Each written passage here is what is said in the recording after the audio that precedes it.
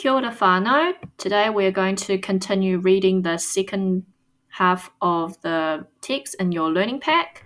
And this part is going to be talking about Kiwi Tamaki. So, one day, Te Tahuri and the chief Ikamopoho had a baby boy who was named Kiwi Tamaki. Just after Kiwi was born, powerful karakia were chanted. At some time in his life, Kiwi moved to Maunga Kia. So remember we talked about before Maunga Kia refers to One Tree Hill. As he grew, he learned to be skillful in the ways of war. This means he's gaining a lot of knowledge about fighting, battling, and how to defend his people from enemies. And in about 1720, he became chief of the Waiohua. So Waiohua was the tribe that was mainly living in Auckland at that time. But Kiwi was really a wicked bandit. So wicked means mean and cruel. So he was a really mean, cruel man. Had he not been the chief, he would have been a hunted criminal. His tribe was the most powerful in the land and could have lived in peace. Yet under Kiwi's rule, they were frequently at war. So this part's talk about that he was a really powerful leader and he could have helped his village to live in peace, but he was constantly trying to start a war, battle other tribes.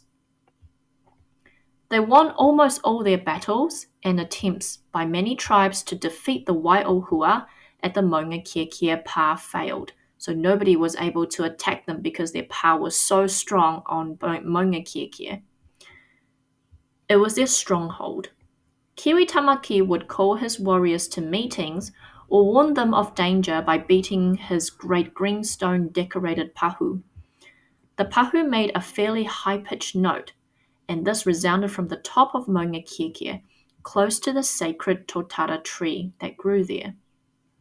He also used a pukaya, which meant the gong could be heard for kilometers across the countryside.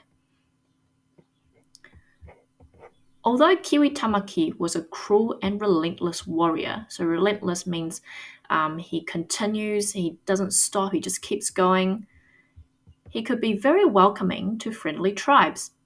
He would arrange huge hui, so hui refers to meetings, with wonderful songs and entertainment.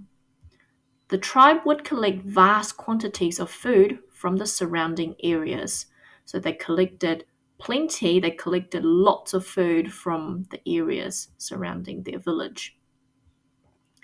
And Kiwi's mother, Te Tahuri, would expertly supervise the cooking.